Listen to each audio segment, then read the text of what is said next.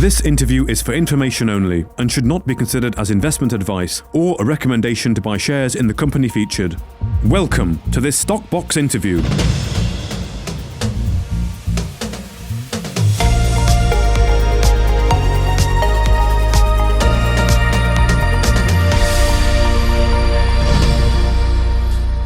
Well, hello and welcome back to the Research Talks here from Stock Box on what is, a very crazy Friday. We didn't actually record on Friday, we're recording this on Sunday. Probably quite good actually, considering what Friday brought. I was actually moving house, so I missed all the fun and games until quite late on at night, and then was sort of trying to catch up. But I was kind of blissfully ignorant of it, which is quite nice. But Alan, I know you were watching the screen and feeling the pain, I believe. It's been astonishing. I mean, I think as we were saying before we came on air, Mark, it's this really is a crash. I think in every sense of the word. And had we recorded Friday morning and then re-recorded Friday evening, we'd have had two completely different stories to tell because it literally fell off the cliff later in the session. And of course, Trump has introduced this range of tariffs, and now we're seeing other countries respond with stricter tariffs, and of course, modelling the ramifications of that. And I'm sure Trump's team will have tried to model this out before they actually launch the range of tariffs. But the ramifications are so far-reaching and also so hard to predict. But the one thing we do know is that, this is the first major fundamental shift in the world order since the end of the Second World War. So of course, commentators, markets, pundits are trying to take all this in. And the one thing we do know is that where there's uncertainty and conflicting signals, markets tend to sell off. And that's what we're seeing at the moment because nobody's able to quite predict what's going to happen. You can have some ideas. But I think the one positive that will emerge from this is that there will be some terrific buying opportunities into the New World Order. Do you buy America, at the lows? Well, that's it, isn't it? Or do you buy Europe, or do you buy, so all sorts of potential plays to come out of this. But when you're into the market, as I am, and certainly into some heavy dividend stocks and some funds, it was a battering I could have done without on Friday afternoon, but hey. Well, you're definitely right. It's the biggest geopolitical shift since the end of the Second World War. I think it was John Sargent, on the BBC, wrote a very good article a few weeks ago. Yeah, even before all of this, really talking about that angle, and I think that's definitely what's happening. It's sort of de-globalization, I suppose. I know you think Trump is mad and sort of lost the plot. I mean, I think that he wouldn't want to have his legacy being tarnished by a huge global recession, even though he can't run again. He's got nothing to lose. I don't think he would want to. He wants to go out with probably a couple of countries or regions named after him. I saw something funny the other day where it was a joke. Zelensky called up Trump and said, "We can rename Ukraine Trump-Crane. We can rename the Donbass Don Trump." And then Trump was, okay, yeah, you can have all the arms and military you want. I know it's a bit of a joke, but I think he would want his legacy to be left something like that. So, is it a buy the dip opportunity? Are we going to see, I think the damage can still continue on Monday, but are we going to see a headline that basically reverses most of it by, we're not going to impose these tariffs as we thought. We've had negotiations and, insiders can buy the dip. I bought a bit more Bitcoin on Friday. If I'd have been a bit more at my desk, I might have been buying a bit more. But if opportunities present on Monday, I'll be buying it. But Dan, what do you think? You were obviously watching it as well unfold. Yeah, that's right. With Alan, to be honest, it was definitely a bit of a battering to the portfolio that I could have done without. But it does make you wonder what's going to happen with gold. It went up, it went down a bit, but a lot of it's still above 3,000, which is great. But you're seeing a lot of the analysts increasing their long-term forecasts, and the general rule of thumb is uncertainty, which we've certainly got now, is something that tends to lead precious metal prices to rise. So I think that's one thing to perhaps be cautiously optimistic about moving forward from here. Yeah, I'm watching gold quite nicely. From the SMI, I'm still taking back some of the technical analysis of cold showers, $100 to $200 pullback. So if it does dip below 300, I have got some money waiting in the Royal Mint to buy. I do buy every month, but I just hung off for this last one just to see if I can get just a little bit. Not that it matters if it's dollar cost averaging, but just to see if I can get it just a little bit cheaper. But one thing's for sure, we definitely can't. Trump has brought a lot of what you want to say, volatility, excitement, unpredictability, I think. And when I was talking to Alexander Starhill in Zurich, and he talked to me about the last Trump presidency in oil, when he was very bullish on oil, and he said, I did not understand how significant to what Trump can say or what Trump can do would have such a dramatic effect on a global commodity like oil. And he actually got burnt quite hard on his oil plays in the last Trump presidency. So, yeah, it's one of those where it's difficult, isn't it, to know kind of what to do, really.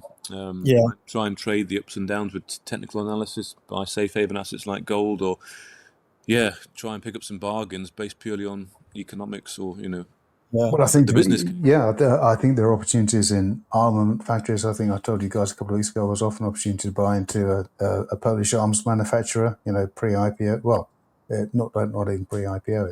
It's actually a private company. But there are opportunities. With the regrouping that's taking place, with the consolidation that will take place in Europe, there'll be opportunities in Europe, probably opportunities in China and the Far East as well.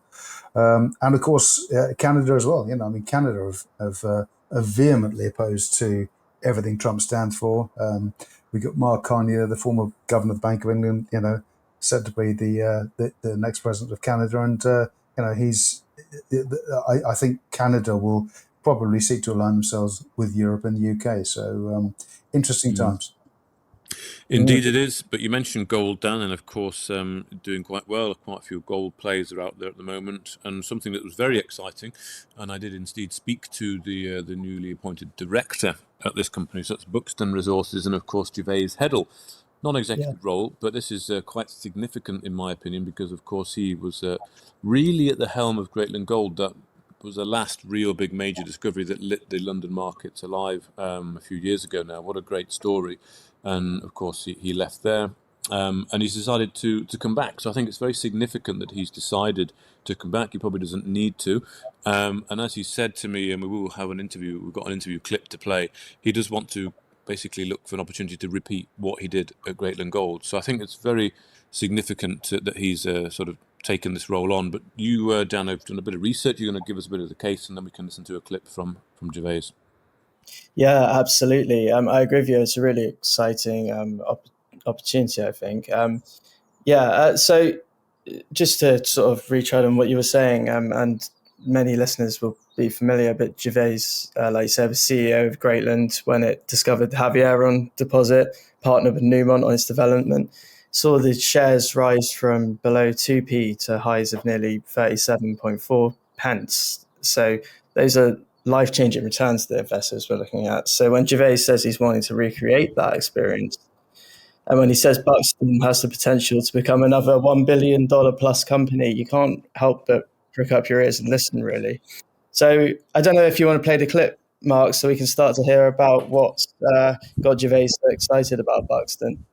Sure, let's run that clip now. And I do apologise. The first part has got some funky music on that was supposed to be edited out, but nonetheless it adds to the interest. Well, look, I've been looking for an opportunity to recreate the experience we had at Greatland Gold again for a while now. And obviously, at Greatland Gold, we managed to build a company at one point that had a market cap over £1 billion when I was there. And looking for that, really a platform to do that again. And it's not easy. I've had, obviously, a number of approaches from people to be chairman, CEO of various companies, but it's really hard to find the right team of people, set of projects, set of skills, jurisdiction. So what really attracted me to Buxton was,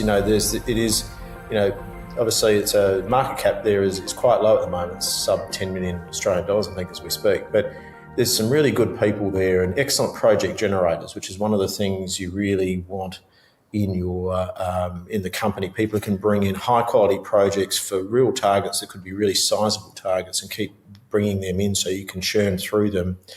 So that was the first thing that attracted to me.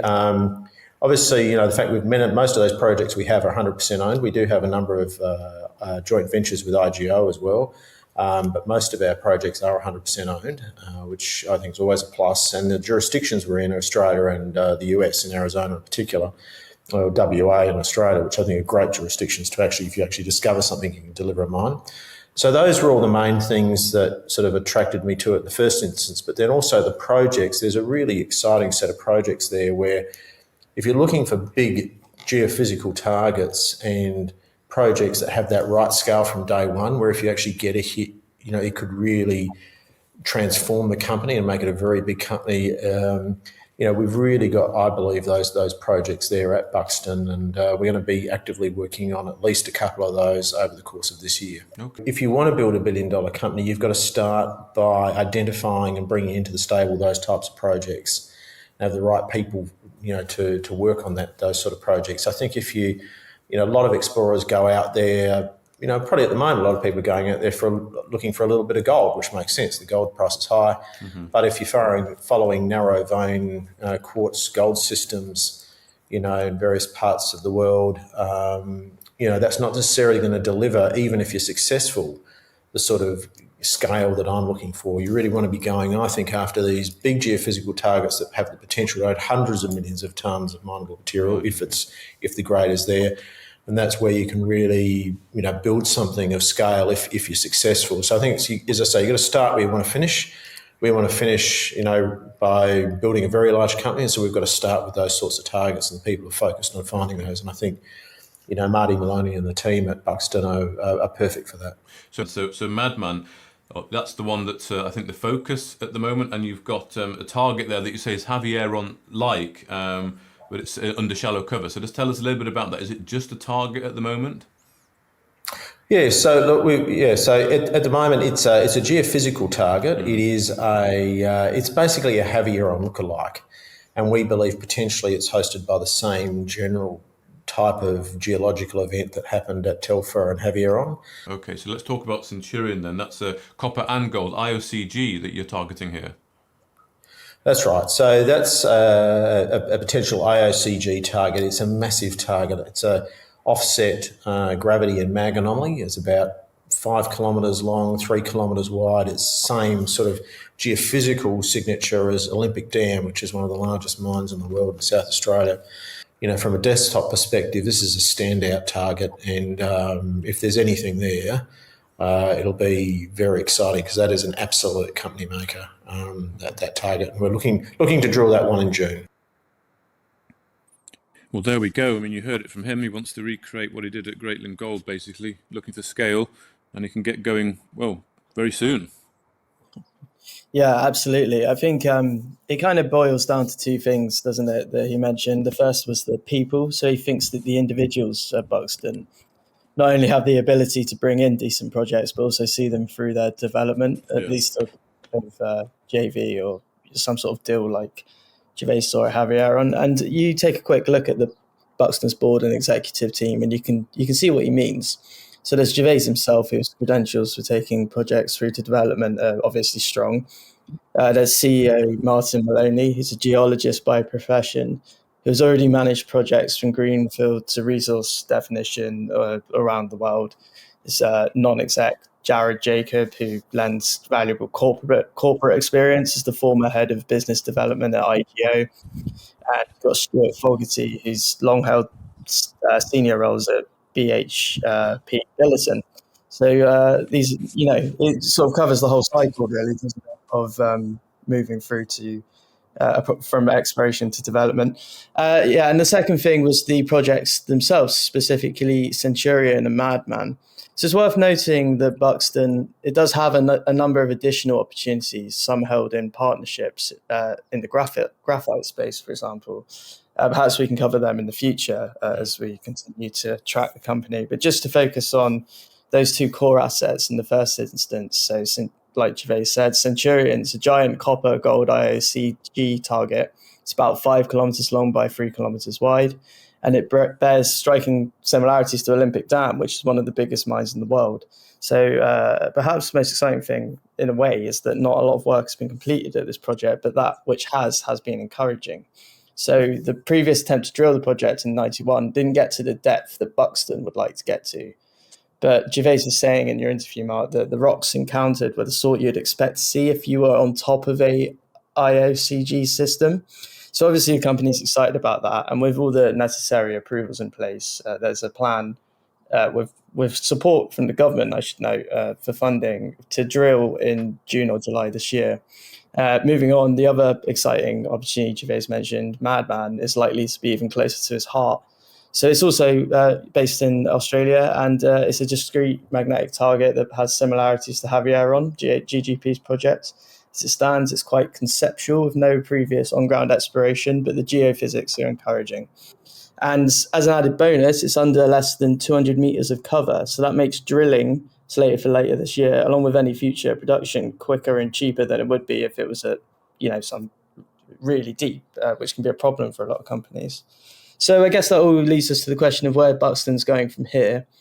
And the company currently has a market cap of just 6.9 million Aussie dollars, having declined significantly over the last year, like many of its peers.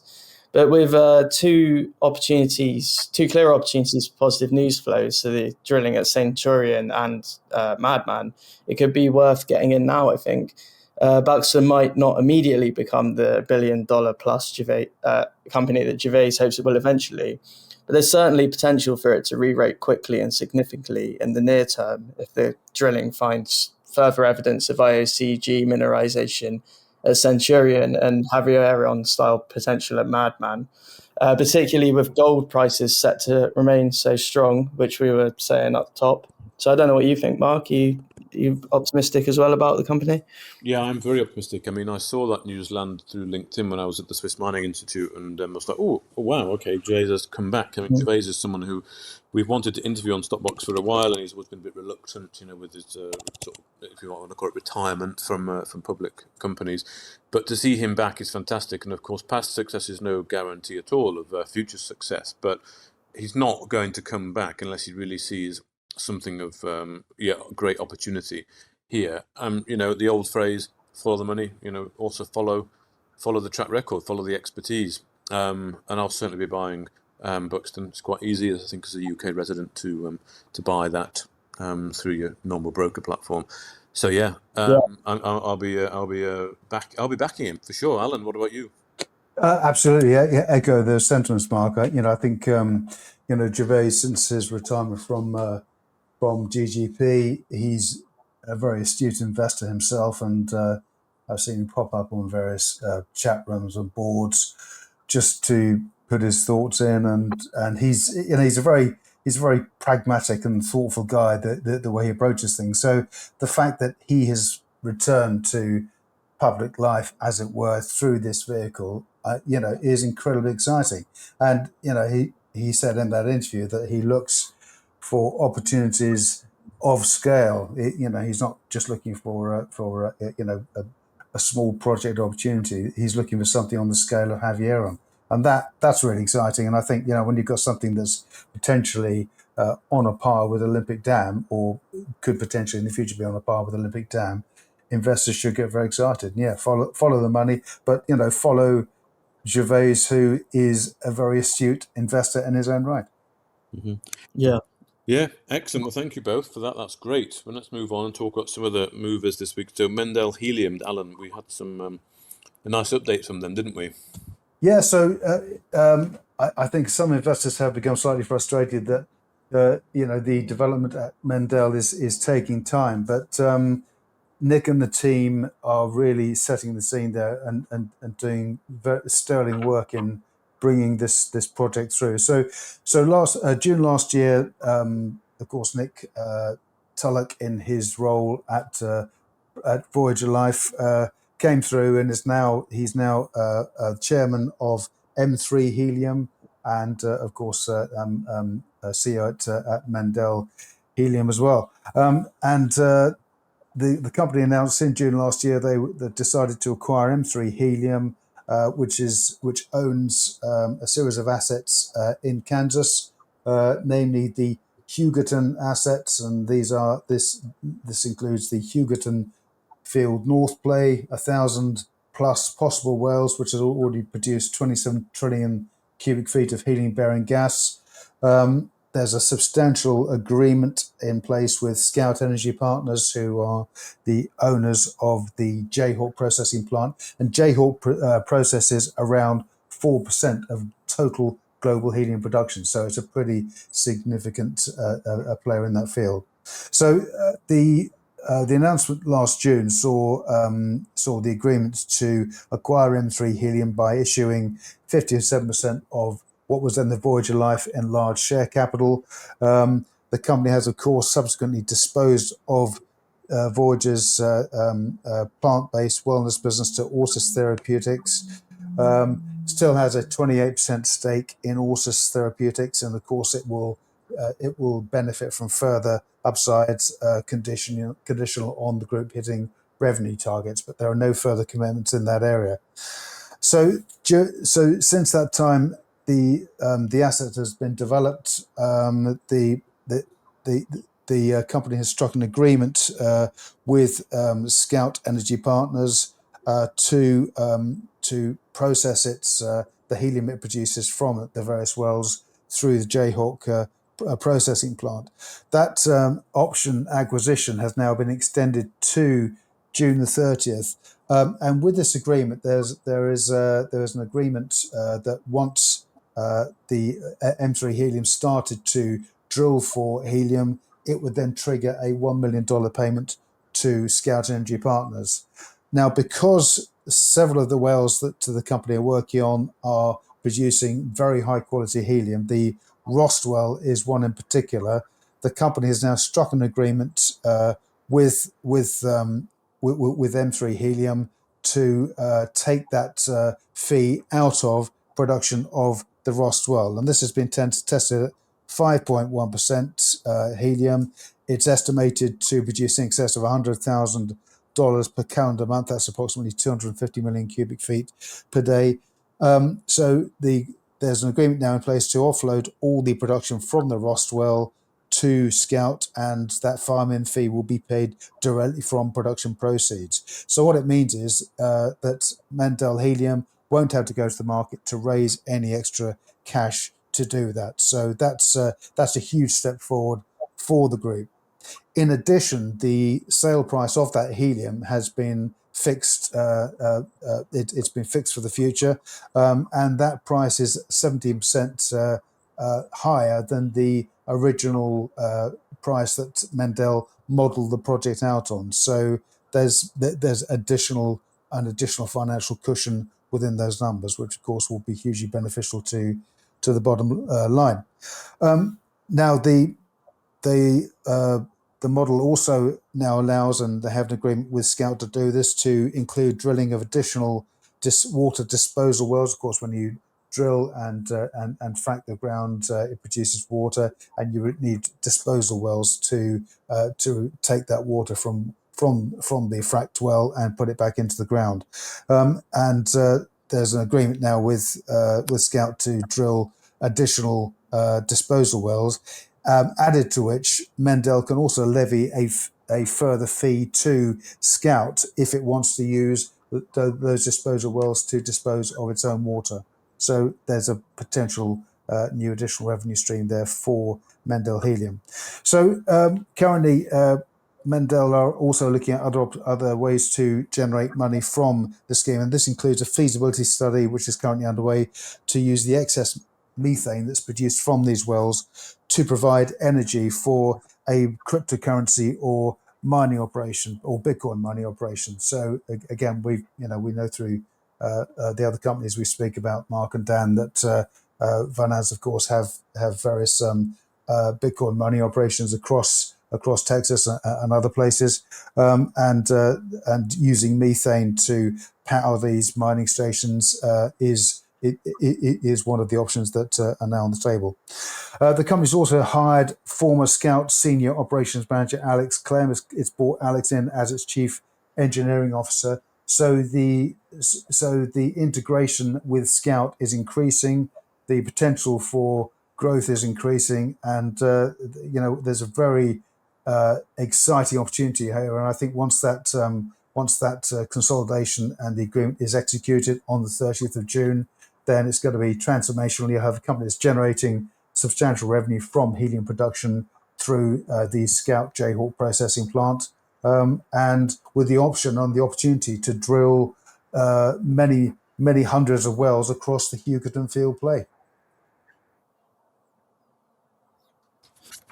Thank you, Alan. That was very, very, very good summary. And I did like Nick's update that he gave this week. It was very comprehensive, lots of information in there about how the deal's structured now. And it's all, it's amazing, actually, they've managed to structure that deal with a giant like Scout that really favours them, effectively, favours Mendell. And they could now just got to go and do it, really. And really, that field is for them, isn't it, to make what they want of it, which is fantastic. So, yeah, Well, it's got to... You've already proved it. We've got revenues, haven't they? And the big one is it's the Roswell, isn't it? The Roswell that's coming. It's the Roswell. There's also the Nilsson well, and there's the Fort Dodge well too. So there are so many potential producers here. But what is also is also very significant too is that the funding that was required to drill one of the wells was provided. The contractors drilling that well agreed to take shares in lieu of cash for drilling the well, and that's hugely significant. When you've got the drilling team on the ground, these are the guys that know how to get the stuff out. They know the potential that's in the ground. They agree to take shares instead of cash. That tells you a lot about the quality of the project. Mm.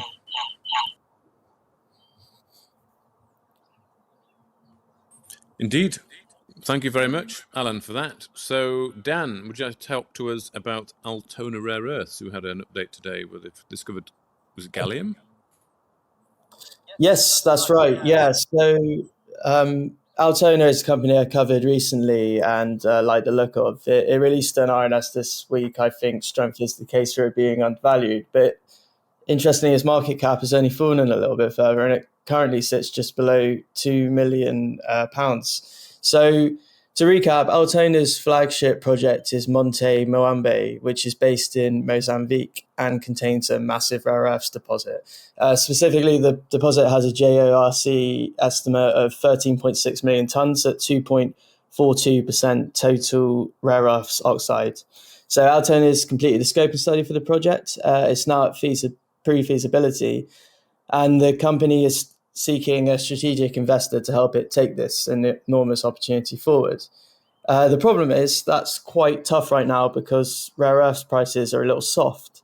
Though that may change now with China putting export controls on a number of key rare earths, because it's only going to strengthen the need for sources of these elements outside of China, where the rest of the world's currently heavily reliant.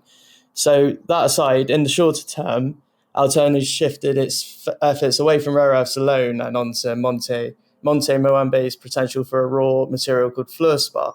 Fluorspar isn't well known, but it's essential to the chemical and metallurgical industries and in EV batteries. And prices have been steadily increasing in recent years as a result. So separate to its main rare earths deposit, Monte Moambe contains a number of high-grade fluorspar veins where recent assays suggested an average grade of 88%. That was well in advance of both the typical range and management's expectations. And the idea is, while efforts to commercialize the project's rare earth deposit continue over the long term, Altona will begin producing fluorspar from the project cheaply and quickly by way of a simple bulk mining and crushing operation. All the company needs to do is complete I say all, I appreciate it's significant work, but relatively speaking, all it needs to do is complete a scoping study and some metallurgical work, both of which are underway.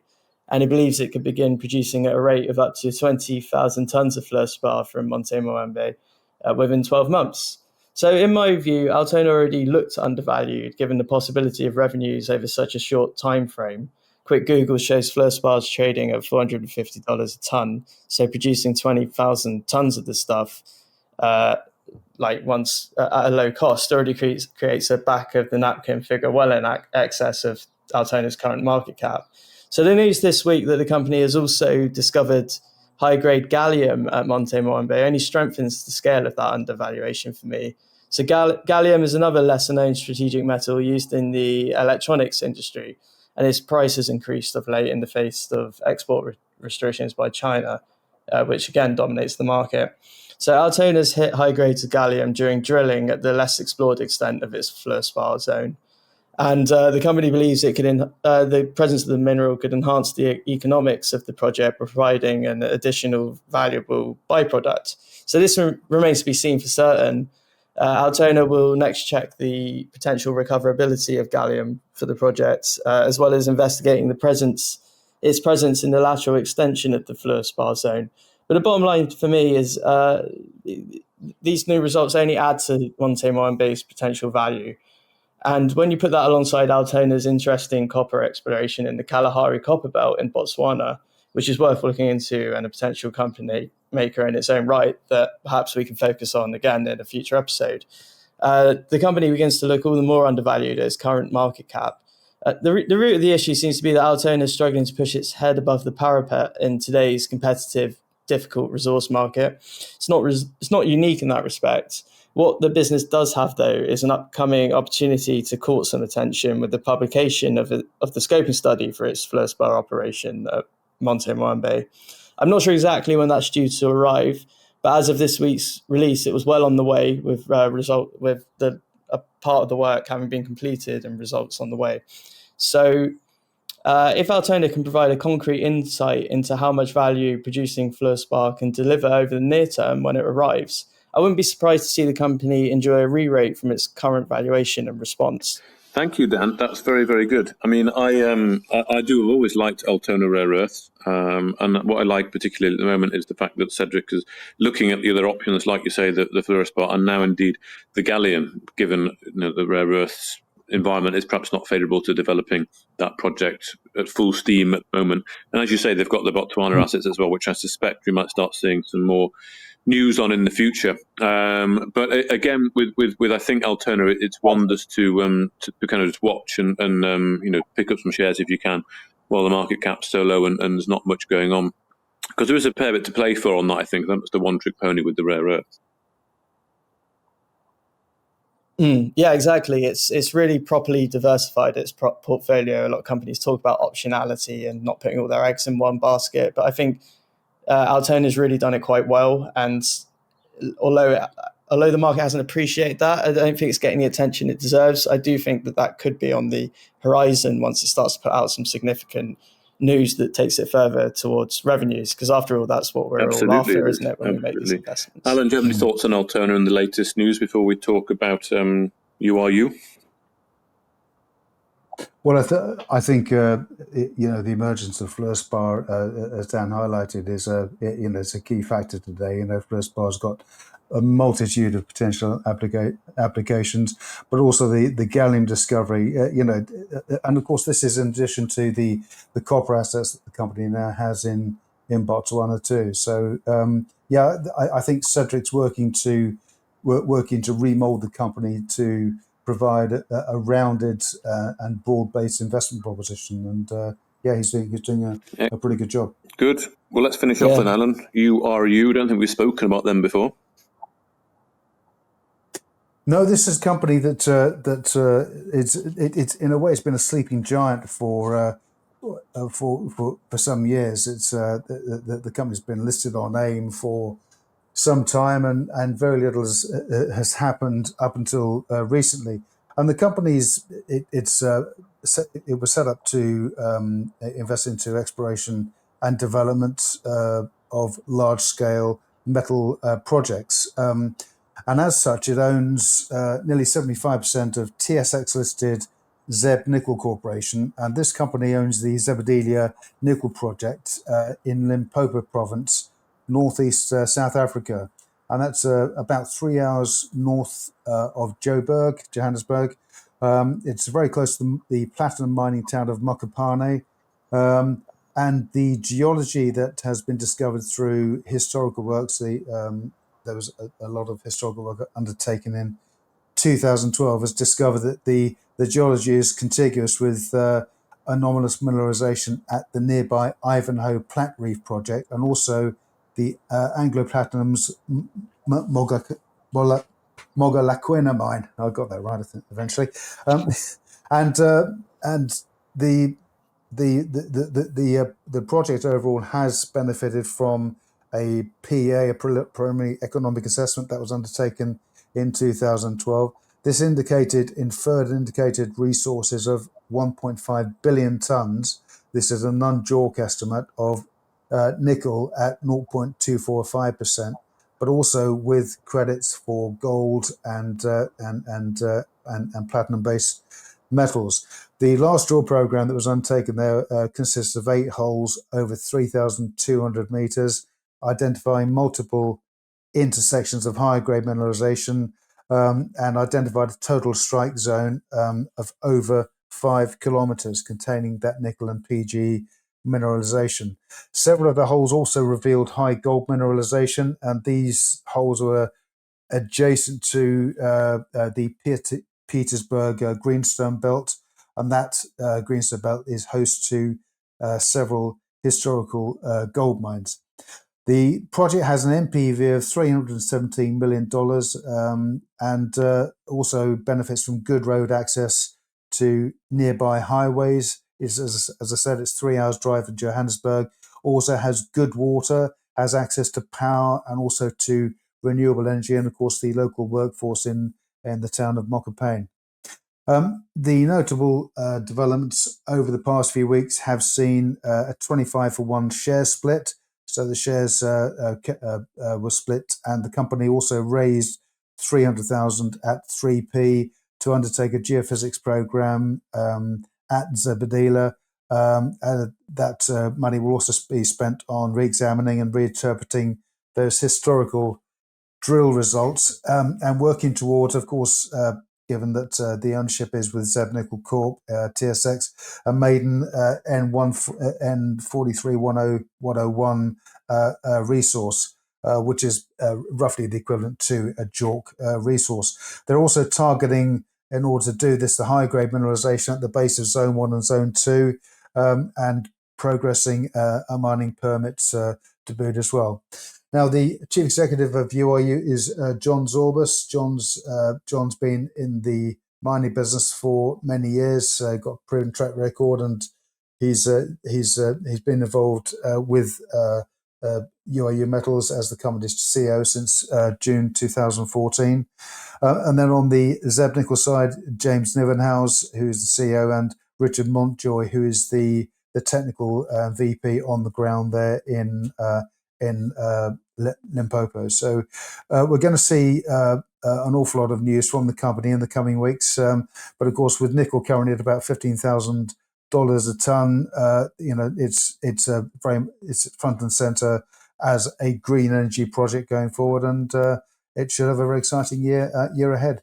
Thank you, Alan. So would you describe this as an early stage project to sort of get involved in, maybe?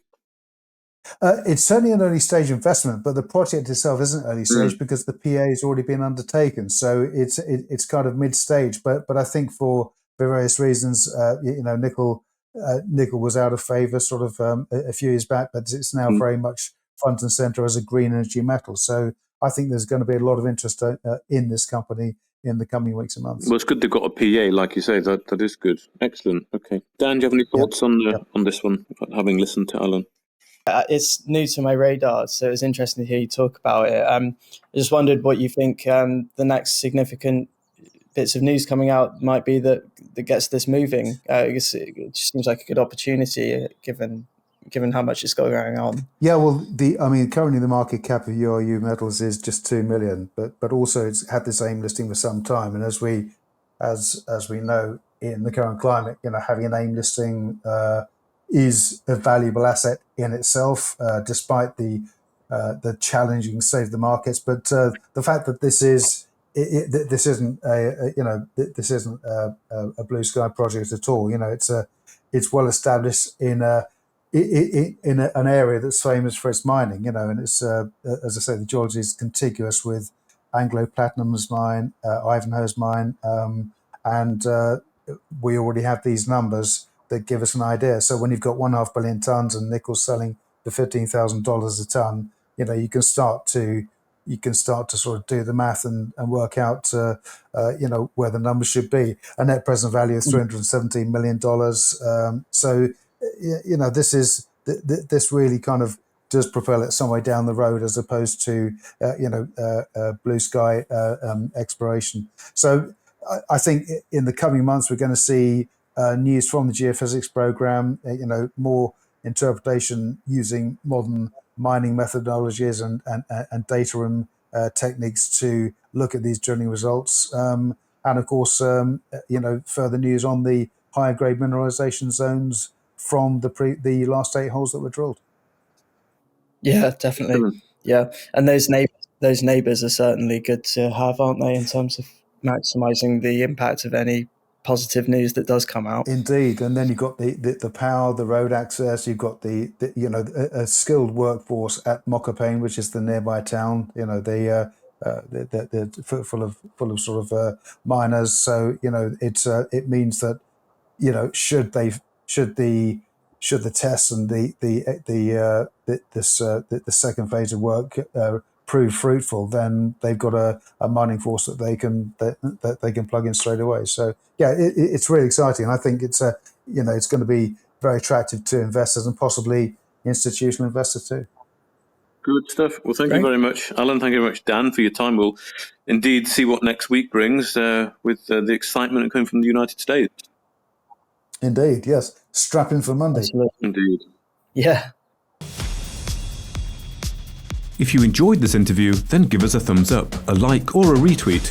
Subscribe to us on YouTube or follow us on Twitter and hit that notification bell to be the first to know when we release new content. There's loads of great content on our website too, across all our programmes at stopboxmedia.com. Thank you for watching.